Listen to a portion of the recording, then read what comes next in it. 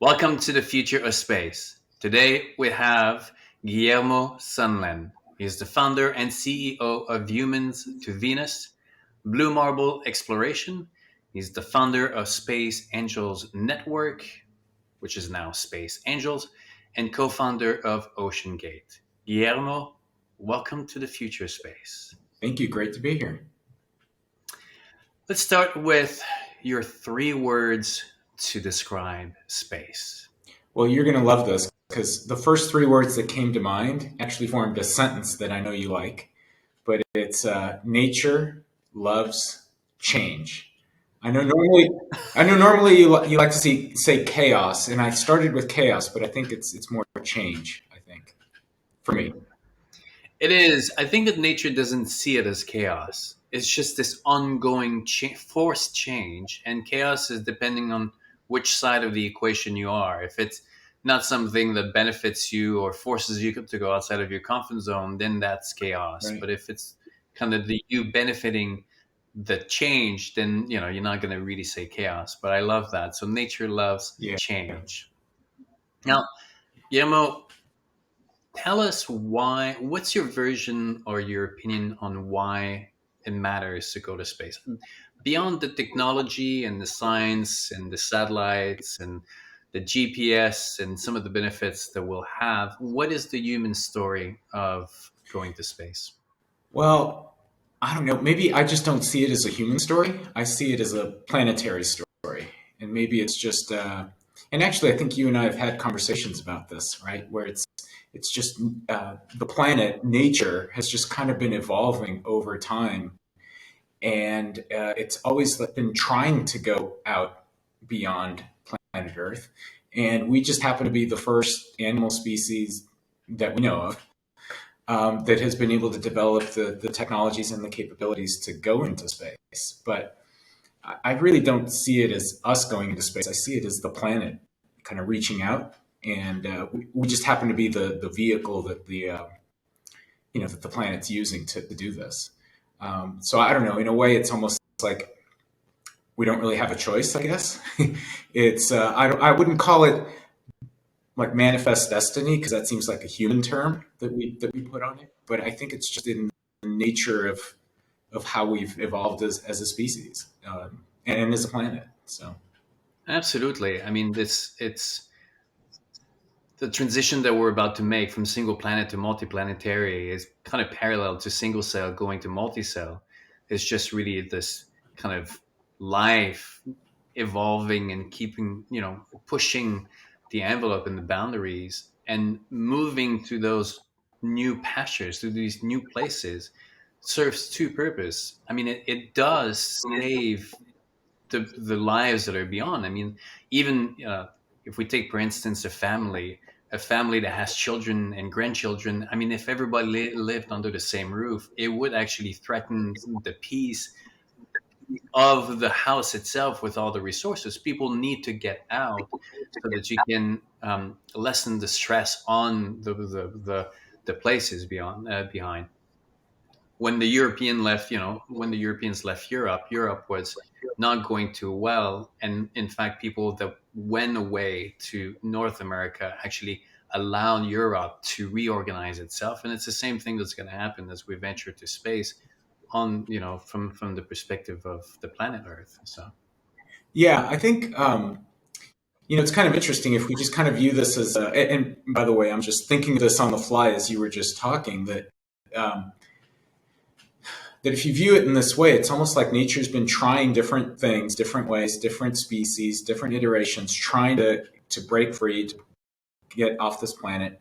Right now, we believe that we are the first species that has developed this kind of capability, but the process won't stop. Like if we don't go and we end up dying off as a species for whatever reason, nature will just kind of evolve and come up with a different approach to do it. Whether it's right as we're still here, or right after we're still here, if it's a few million years from now, nature doesn't care. Nature's got a much longer timeline than we do. oh, I Um, mean, so absolutely. I mean, from the nature's perspective, it doesn't do anything wrong or right. It tries things to see what works and what doesn't. Well, I always say that like it throws a bunch of things on the wall to see what stick and what doesn't stick until it doesn't stick, and then it goes on to it figures out a next strategy. The dinosaurs were on Earth for 300 million or 250 million years. It was not a failure. I mean, even though they didn't really change much over 300 million years, the mammals did more in the last 65 million years than the entire dinosaur era for 300 million years. And it took a big rock falling from the sky to kind of reset the scale and create a blank canvas.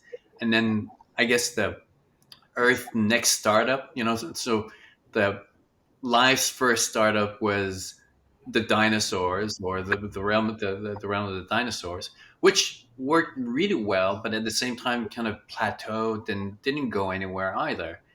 And then it took kind of a bankruptcy, and then for another startup, which is the mammals, and within 65 million years the evolution has been absolutely phenomenal, where now the species for the first time in 4.6 billion years has a capacity to what I call export life's earth knowledge, because the planet has a knowledge which is life, and like any other life form, it wants to connect.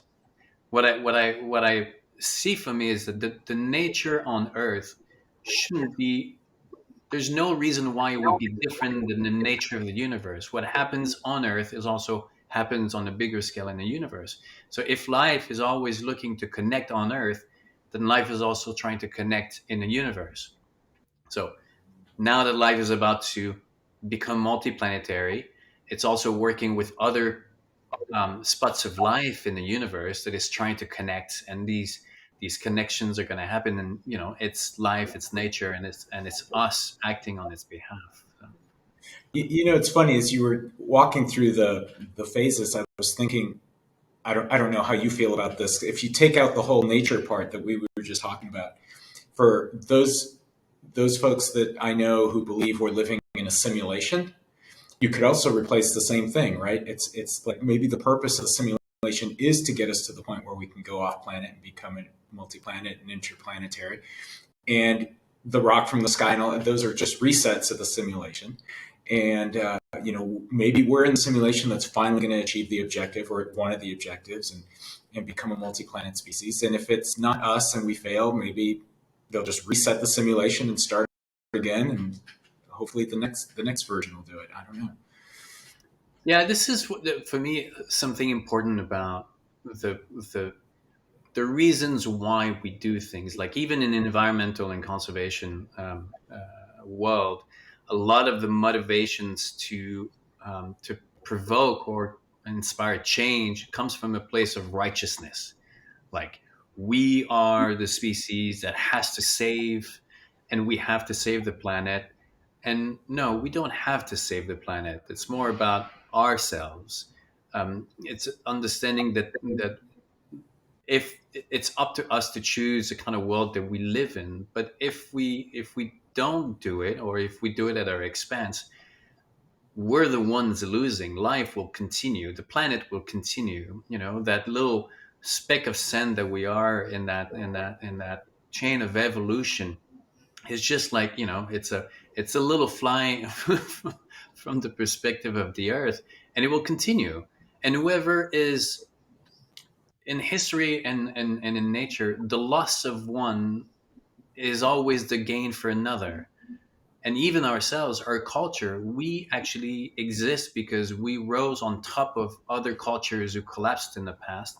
And it's unfortunate, because it's at their detriment, but it's for our own benefit. And if we fall tomorrow, if our species fall, then it will become at the benefit of another, in the same way that when the dinosaurs disappeared, it was for our own benefit. So for me, I'm always really trying to change that perspective, so it goes from righteousness to more humble and more inclusive, rather than kind of black or white or right or wrong. Yeah, I think one of my favorite T-shirts is the one that says, "The planet's fine, humanity's screwed." So Or nature screwed. And that's the other thing that, like, I try to reframe. The human species is not a bad species. Life is messy by design, because it that's what assures evolution and learning. Learning is hard. It's challenging by default. Yeah, exactly. Talking about becoming multiplanetary. Well, before we get to what you're working on right now, Humans to Venus, you have a really interesting journey.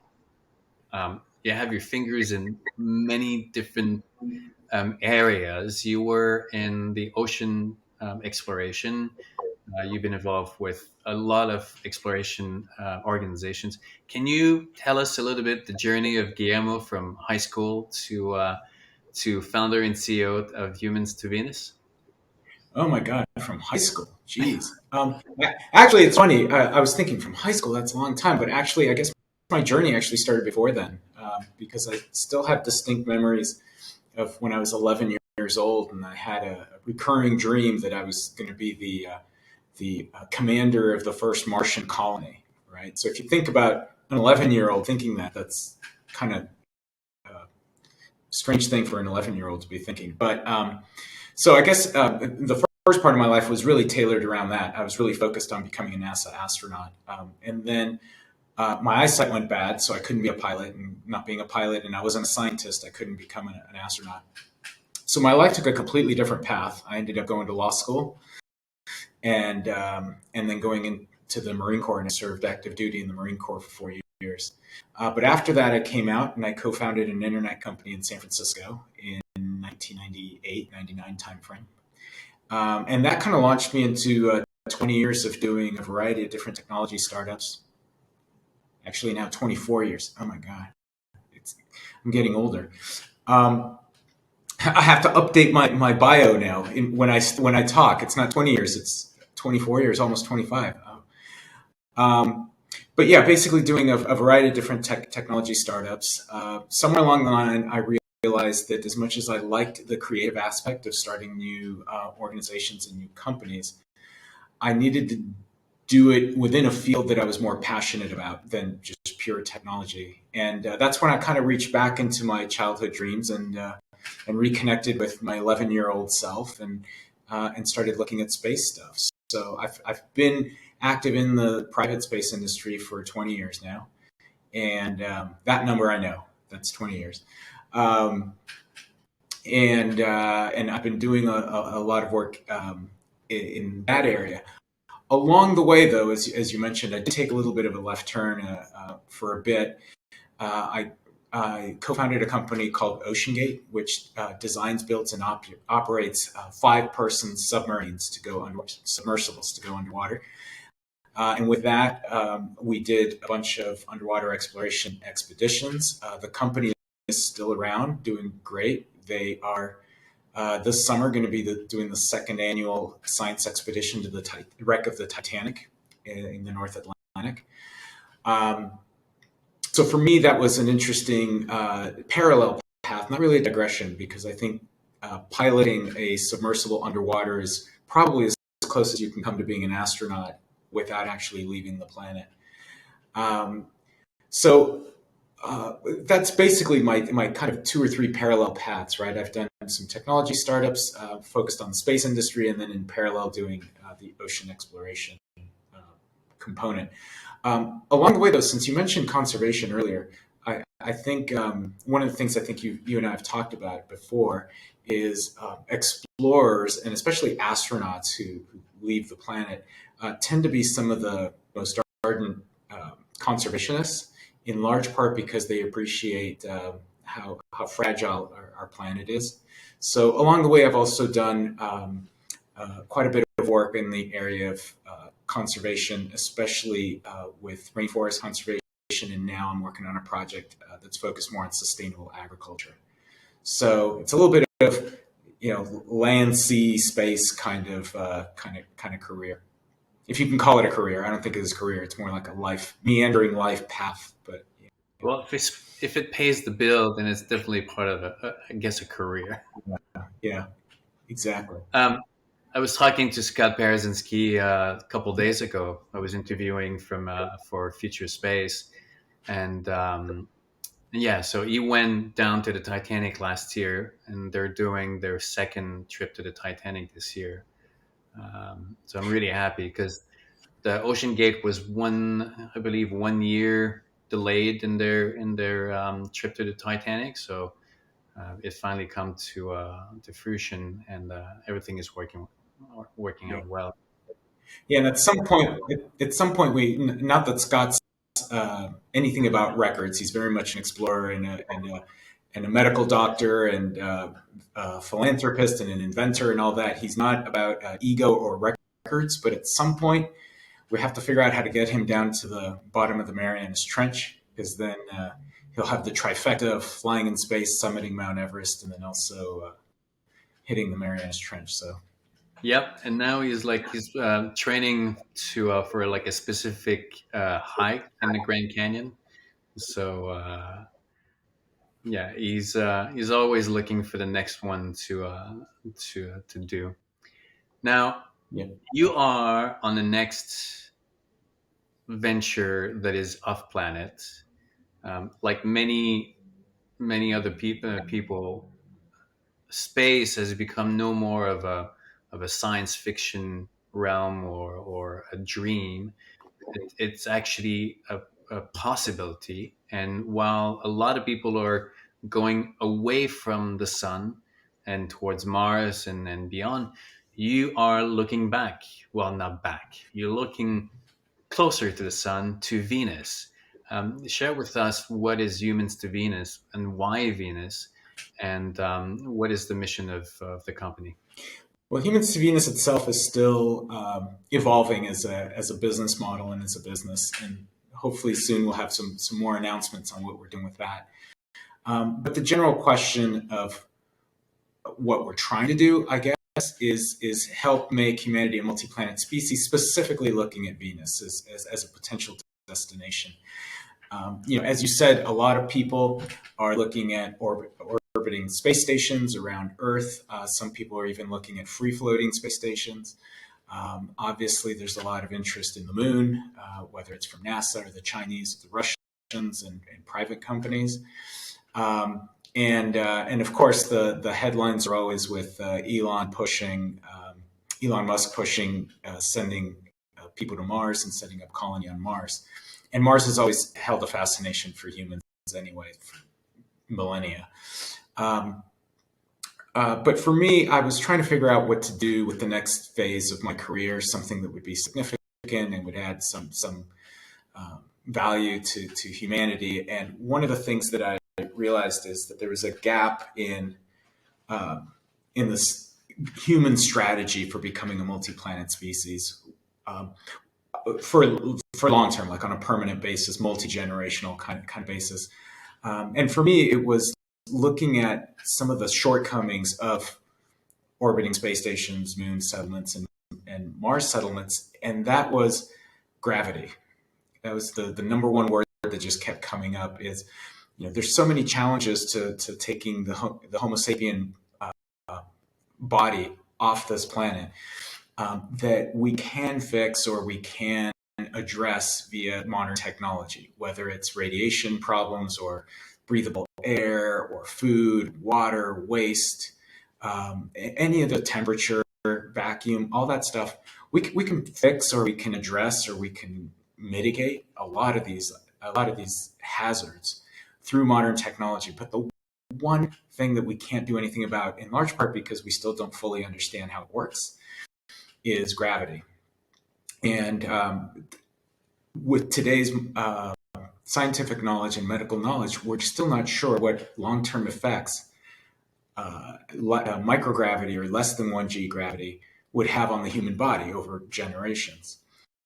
And probably most folks that are listening to this know that in orbit, we've got microgravity, very low gravity.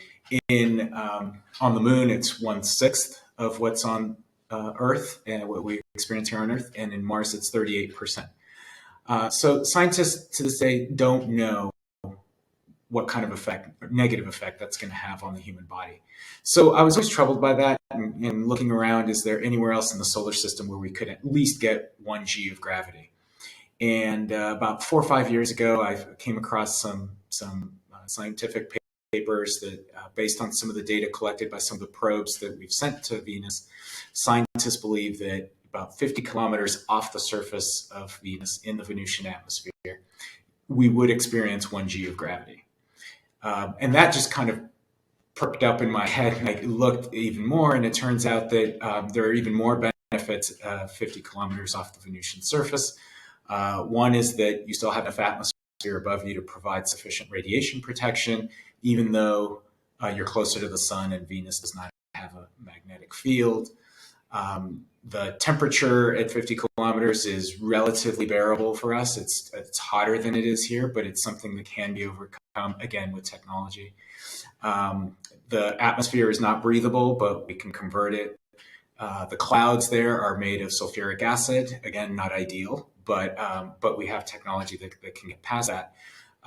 So it just seems like a good potential destination, at least worthy of consideration. I'm not saying that's where humanity should go, but if we're going to talk about leaving this planet, we're going to talk about orbiting space stations or the moon or Mars, we may as well also talk about Venus and at least go get more data and do more tests and see if it is possible to actually do something there. I think it reflects like really something about your sense of entrepreneurship to not necessarily follow the group, but look for what makes sense.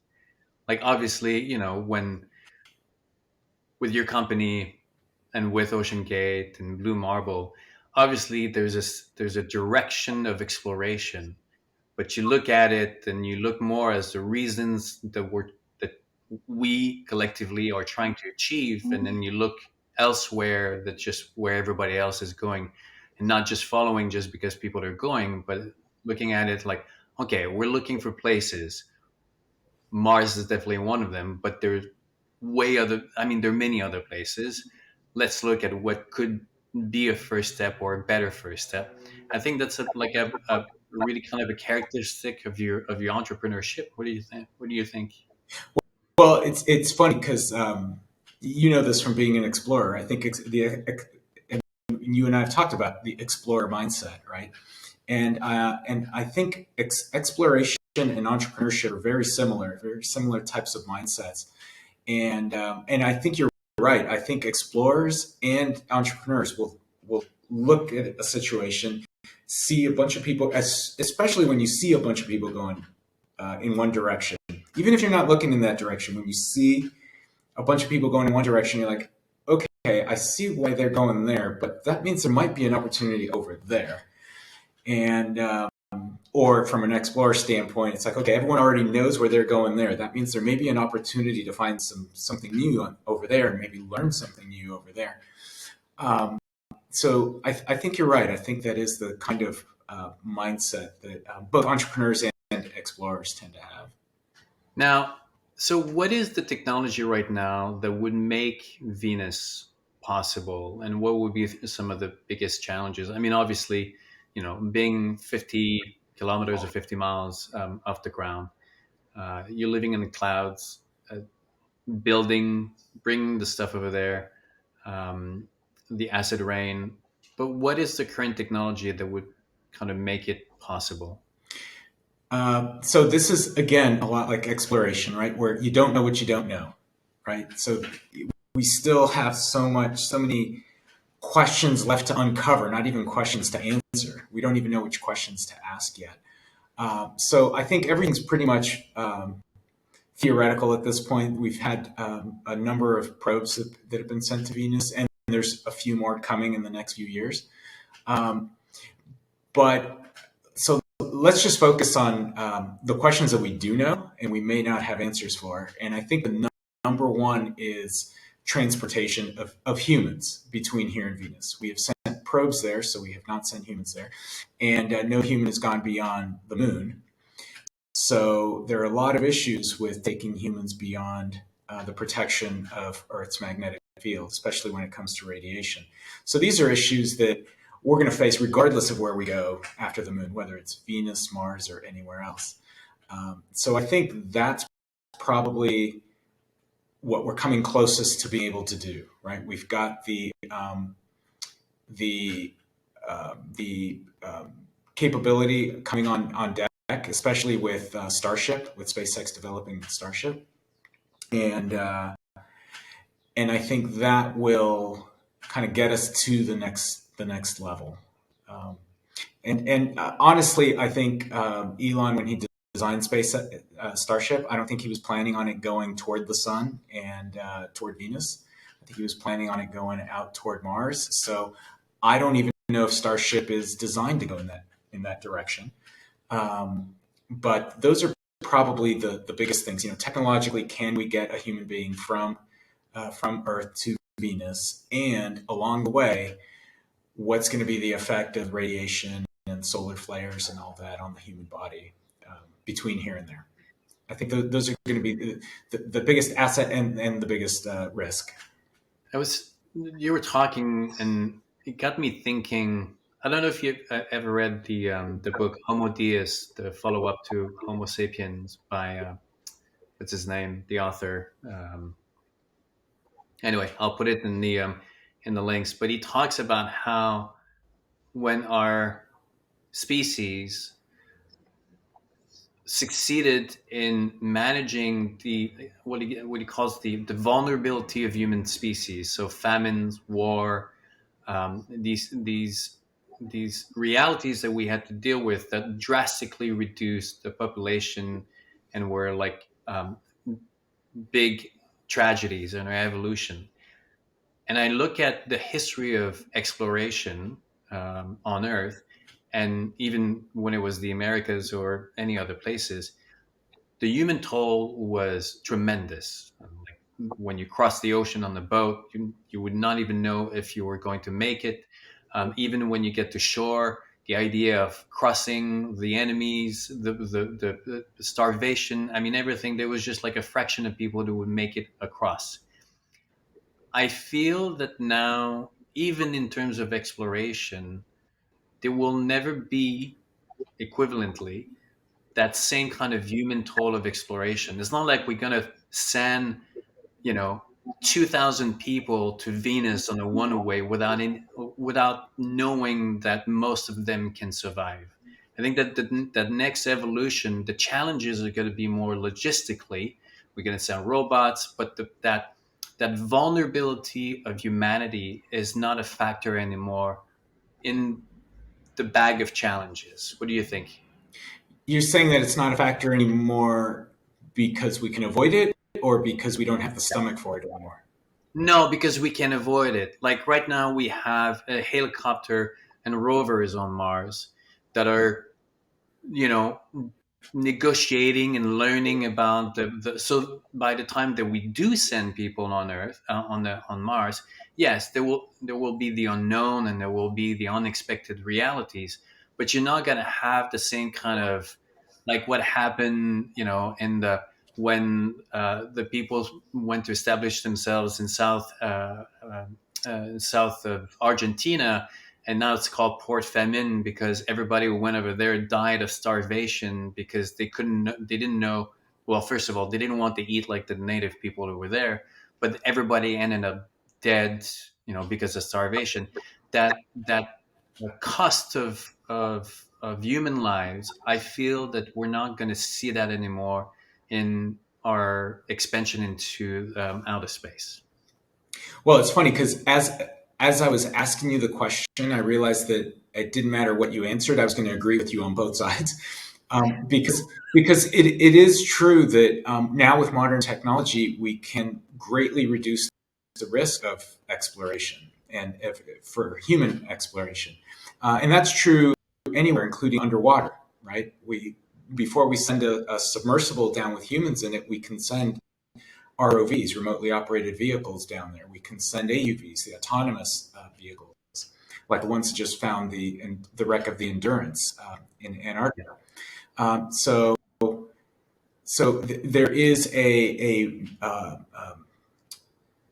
the capability that we have now to reduce that risk that we've never had in human history, which I guess goes back to what we started with nature evolving over time, and now all of a sudden we're the first, as far as we know, the first species on this planet Yeah. to have this kind of capability. But I also worry about the other part that I asked you. Is I do worry that um, that as a species we're losing our stomach for the human toll of exploration. Um, and no matter how much we mitigate the risk, there's always going to be risk. And as long as there's risk, there is a possibility of loss of human life. And I think we're starting to, maybe we're getting soft as a species. I don't know. Like even a century ago, since I just mentioned the endurance, right? When Shackleton left to go to Antarctica, they weren't sure if they were coming back. And if we lost all of them, that was part of the price you pay for exploring Antarctica. Um, so I don't know if we've got the stomach for something like that anymore. If somebody's doing a mission, even these missions to the upcoming missions to the moon, there's a risk that people die on those, and it's not 100% safe. But I would hope that as a species we can get past that. We can accept the fact that there are going to be casualties. We can accept the fact that we've done everything we could to mitigate them. I guarantee you that every single person who goes up to space knows that they understand the risks. They know that there's a chance they're not coming back. They accept it, and I bet if you asked every single one of them, what would you want us to do if you died? They'd say, just keep going. Step over my carcass and just keep going. Learn the mistakes, learn what happened, learn from it, and then just keep going. I think that the getting too comfortable is an unforeseen, unwanted consequences of creating stability, and but fortunately the way that nature works is that stability, that certainty always can go to a certain extent, and where at that time you have to go outside of that comfort zone to figure out how to negotiate or to solve the next problem. Like right now, it's climate change. We climate change, or for me, it's more that our relationship with the environment, that is just not only climate change, but it's resources, it's everything, has created a stress point that, independently of how comfortable we want to stay, we have to figure out, we have to go outside of that comfort zone. And in that instance, there are people who are more inclined in taking the jump. It's the same. It's kind of similar to, independently of how you want to protect someone from pain and failure in life, they will experience it even if you don't want to. Like a relationship that is broken, you can pretend that it will never happen and you want to stay in your little comfort zone for as long as you want to. But at one point, it will explode or it will implode. And then the ones who will survive or will grow from that situations are the ones who actually went ahead and took the lead or have the skills to negotiate it. But I think it's more of a cycle, and now we're towards that end of that cycle of comfortableness and stability. Technology, I wrote this piece about embracing perspective, depth and perspective. I do believe that we've lost a certain understanding of how things get to us or happen in life. The complexity of these achievements. You look even at television. Before, in the days, there was a TVs were bulky and big, and your imagination went into, like, there must be something happening amazing in this huge box for this thing to appear. Now it's like this tiny little, super slim thing, and it goes, well, it must be nothing. If it's that slim, then nothing is really that extraordinary to be so minimal. But in reality, there's a lot that goes into it, and I think that is one of the failures that I see in our education system, is that we don't emphasize enough on the history of how things get to be, so that people should be reminded of the journey, of the failures, of the experiment, of how what it takes. And even, earlier you and I were talking about how, what's happening in Ukraine and Russia now, like we want to erase and cancel these things that come from Russia that have nothing to do with the war. Just gives this really black and white and simplistic view of the world that I think creates more damage than benefits. Yeah, I think one of my favorite stories, now I can't remember the exact number, but the famous story of the journalist that was interviewing Thomas Edison, and how he managed to keep going and persevere through, I don't know what the number was, let's say 700 failures in the process of developing the light bulb. And Edison was very perplexed by the question, because he's like, I didn't fail 700 times. I just found 700 ways not to invent the light bulb. Um, and I think that's kind of that comfort with failure in the pursuit of innovation or exploration or scientific discovery is something that I hope we're not losing as a species, because I think that's critical to the way we evolve and grow, both individually and as a species. So. Yeah, because that necessity for failure in for innovation or for a business is also a necessity for the personal growth and for the cultural growth. You have you have to experience your own personal failures of character to make you realize how you want to be as a human species, in the same way that as a society we need to be reminded of those pitfalls and these failures so that we can decide what we prioritize and how we want to move forward. And what we're experiencing right now in the world, in the current world, both with the climate change, some of the big existential questions that we're asking ourselves, is part of that process. What is going to define our next 50 years or 100 years of evolution, knowing where we are today? So it's part of that journey of ups and down. And you're an explorer. um, there's no situation in life that is perfect, and it's never meant to be perfect. It's never meant to be fair. It's meant to be explored so that we can learn and we can grow individually and as a society. By the way, since you mentioned uh,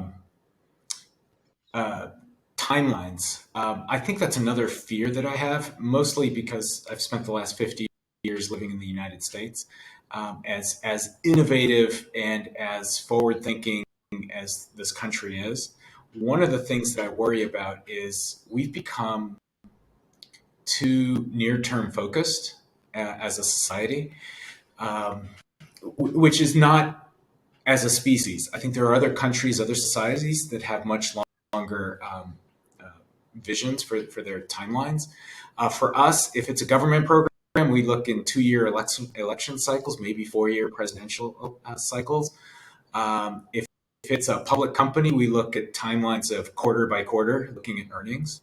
If we're a high growth venture back company, we look at life through the eyes of a VC, and their model is 5 to 7 years. So it's very difficult for us to take on, as a society, and us meaning Americans, it's very tough for us to take on long-term projects, 10, 20, 30, 50-year projects. And sometimes that's what's necessary for big innovations. Sometimes that's what's necessary for scientific breakthroughs, exploration. You need these longer timelines. And so something I've been thinking about for the last 5 to 10 years is, if we look at the next 100 years, uh, I'm hesitating because I'm seeing if I'm going to get myself in hot water here. Part of the hubris of America is that we believe the world revolves around us because we're in the lead, quote unquote. But we've really only been a leading superpower for a few decades, whereas other countries have been around for centuries, if not millennia. And over the next 50 or 100 years, in areas like exploration or scientific discoveries, or in our case, space, we may be a leading country today, but I don't know if we're going to be a leading country over the next 50 or 100 years. I don't know if we've got the long-term vision for it. I don't think if we've got the stomach for and the patience and the perseverance for long-term projects. Arab countries tend to think much longer term than we do. The Chinese think a lot longer term than we do. Um, Even Russians think a lot longer term than we do. So I don't know where the Homo sapien species is going to find its resolve to evolve to the next level. But it might not actually, it might not be in the United States. I don't know. It's definitely it's a characteristic of I think of aging part when you're young, and North America is the youngest culture on the block. Really, we're the arrogant teenager believe who believes that the world is black and white, and it's like this and it's like that. We haven't suffered much as a society in our world compared to the rest of the world. When you're young, you need that black and white energy so that you can create a place for yourself. If when we're 18 years old, we saw the world with the complexity that or with the grayness that we see it in our 50s, maybe it would be harder to start because you'd be like, well, it's a little bit complicated, and all the these the thought process that goes into it that you cannot have when you're younger. And then you start to look at the bigger picture, and your priorities are different. The US is still that teenager, and other cultures now are finding themselves kind of at the end of their own cycle of their journey of they were arrogant at one point, they lost everything, so they started to be more humble. They had to accept defeat and lose what they took for granted, and now they're coming to back to a place where they stayed in the game. Not all of them stayed in the game. If you look at all the last big legacies of power, China is really the evident one, but there's a bunch of them who are not there anymore. So China is really the first one who was a superpower, who now has the capacity, or is on the journey to become the superpower. And I don't. It's not that I don't believe that the U.S. doesn't have the capacity, but it would be against at the opposite of history if the U.S. would not follow in the same pattern as every other empire before. It's not a question of if, or it's more when it will happen, and maybe it's happening right now, but it will. If we circle back to what we were talking earlier, the fall of one is always at the benefit of another, and life will succeed to move on in the same way that life has succeeded. When the US became a superpower, it was for the benefit of the earth. I do believe that it was for the benefit of pretty much everyone, and whoever becomes that superpower, that leader, in the future, I do believe it will be hopefully, that it will be for the benefit of our societies.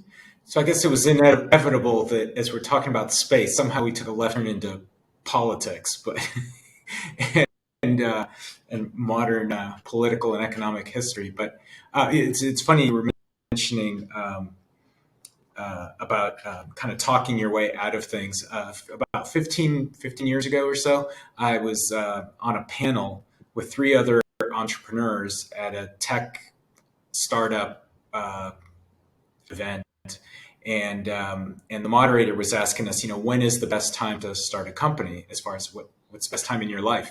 And all four of us agreed that there are probably two ideal times to start a new company. One is when you're very young, 18 to 22 or 23, Yeah. because you just don't know what you don't know. You don't know that what you're doing is impossible. You don't know that what you're doing has zero chance of succeeding. But you do it anyway because you don't know. And then the other time is late in your career, after you've retired, after you've had your success, you've made your money, you've raised your family, you've done all these things, and now you're looking for something to do, but more importantly, something meaningful and something that kind of makes you feel worthy, and that you're leveraging all of your lifelong lessons, and you've got nothing to lose because you've already had your career. You may as well give it a shot. The worst time to start the flip side of that was, when's the worst time to start a company? And the worst time to start a company is in your late 30s and early to mid 40s, because you've got a lot to lose. You may or may not be raising a family. You may or may not have relationships. You're on the verge of starting to get into, your health is not the youthful given that it was when you were a teenager, early 20s. And you've got just enough experience to realize that what you're trying to do has a lot of holes in it and carries a lot of risk, and you can basically talk your way out of any idea you come up with. And it was funny because the four of us are up on stage and we're all agreeing to this, and then we looked around and realized we were all in our early 40s, and we're like, wait, but we were all entrepreneurs, and we're like, that's right. We're talking ourselves out of every idea that we have. So. Guillermo, I feel like this conversation. I know that like every time we start a conversation, I think we need to have like 2, 3 bottles of wine lined up so that we continue. If people want to learn about humans to Venus right now, where can they go? Right now, we've got an interim kind of preliminary website at humans2Venus.com, the two being the number two, all put together. Okay. That doesn't really have what we're working on, but what it does have is a collection of a lot of information from around the internet related to Venus, and specifically related to establishing a human presence in the Venusian atmosphere. There's a lot more content out there than I ever thought, and when I started looking around and finding all these old pockets of great videos and resources, we ended up putting together a website that just kind of collected it all in one place. And that's a good place to start. And then from there, we're going to be building everything out over the next few months. And you were talking about some other project, sustainable, not farming. Was it sustainable farming? Yeah, it's agriculture. Agriculture. Yeah. That project's very early in its very formative stages, but we'll have something come out probably later this year. In any case, we'll have your LinkedIn profile in the link in the comments and descriptions, and all the Blue Marble exploration. Also, the ones who want to have a look at Ocean Gate. I think that we need to. I need for the future space to have like a regular guest that comes like every 2 months, so that we can kind of expand and just kind of talk about everything. I'm gonna elect you, Guillermo. Every 2 months, you and I we're gonna circle back, and we're gonna have our conversation on the future of space. Sounds good. Sounds good. I'd be happy to do it. Excellent. Well, I look forward, and I know that you and I will meet up at some point this year. So until then, take good care. All right. Thanks, Daniel. Talk to you soon.